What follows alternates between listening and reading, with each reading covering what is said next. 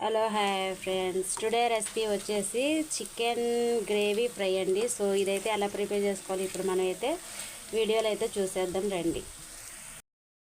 Hello hi friends, today recipe వచ్చేసి chicken gravy with fry అండి. So ఇదైతే ఎలా ప్రిపేర్ చేసుకోవాలో ఇప్పుడు చూపించేస్తున్నాను. చికెన్ అయితే నేను వచ్చేసి కేజీ తీసుకున్నానండి. దీనిలో వాటర్ లేకుండా చక్కగా నీట్గా కడిగి తీసుకున్నాను. సో దీనిలో ఇప్పుడు వచ్చేసి 2 టేబుల్ స్పూన్లు అయితే కారం యాడ్ చేసుకోవాలి. 1/2 టేబుల్ స్పూన్ పసుపు యాడ్ చేసుకోవాలండి. అదేవిధంగా 1 టేబుల్ స్పూన్ ధనియాల పౌడర్, 1 టేబుల్ స్పూన్ అయితే జీలకర్ర పౌడర్ అయితే యాడ్ చేసుకోవాలండి. అదేవిధంగా 1 టేబుల్ స్పూన్ సాల్ట్, కొంచెం పెరుగు అయితే యాడ్ చేసుకోవాలండి.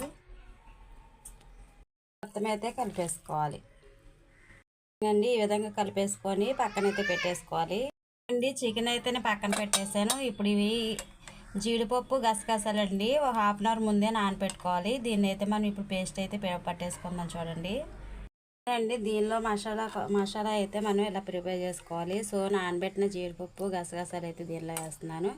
అదేవిధంగా వచ్చేసి 2 టమాటాలు అయితే కట్ చేసుకొని యాడ్ చేసుకోవాలండి. అదేవిధంగా కొంచెం కొత్తిమీర అయితే వేసుకొని మిక్సీ పట్టేసుకోవాలి. ఇదిగోండి, ఈ విధంగా అయితే మనం మిక్సీ పట్టేసుకోవాలి. సో ఇప్పుడైతే ఫ్రై ప్రిపేర్ చేసుకుందాం చూడండి. ఓకేనండి, గ్యాస్ పైన ఒక బాండి పెట్టేసుకొని 2 టేబుల్ స్పూన్ వరకు అయితే ఆయిల్ తీసేసుకోవాలి. మ్యాగ్నేట్ చేసుకున్న చికెన్ అయితే వచ్చేసి దీంట్లో అయితే వేసేయాలండి. ఓకేనండి, నేను చికెన్ మొత్తం వేసేస్తాను. సో ఇది ఫ్రై అయ్యేంత వరకు అయితే దీనిలో ఫ్రై చేసుకోవాలి. ఓకేనండి, చికెన్ అయితే ఇలా దగ్గరగా ఫ్రై చేసుకోవాలి. ఫ్రై చేసుకొని ఇవైతే ఒక బౌల్లో తీసుకోవాలి. చికెన్ తీసేసి అదే కడాయిలో కొంచెం అయితే జీలకర్ర యాడ్ చేసుకోవాలండి. అదేవిధంగా 5-6 అయితే జీడిపప్పు పలుకులు అయితే వేసుకోవాలి. ఫ్రై అయిన తర్వాత మీడియం సైజ్ ఆనియన్ అయితే సన్న ముక్కలుగా చేసి వేసుకోవాలండి.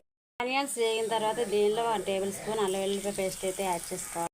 ఓకేనండి, అల్లం వెల్లుల్లిపాయ పేస్ట్ వేగిపోయిన తర్వాత మనం ప్రిపేర్ చేసుకున్న మసాలా పేస్ట్ అయితే ఇందులో యాడ్ చేసుకోవాలి. దీన్ని చక్కగా ఫ్రై అయ్యేంత వరకు అయితే ఫ్రై చేసుకోవాలండి. ఇలా ఆయిల్ సపరేట్ అయ్యేంత వరకు అయితే దీన్ని వేయించుకోవాలి. సో ఇప్పుడైతే దీనిలో చికెన్ అయితే యాడ్ చేస్తున్నానండి. సో చికెన్ అయితే యాడ్ చేసుకోవాలి. ఇప్పుడు దీనిలో వచ్చేసి 1 టేబుల్ స్పూన్ వరకు అయితే చికెన్ మసాలా పౌడర్ యాడ్ చేసుకోవాలండి.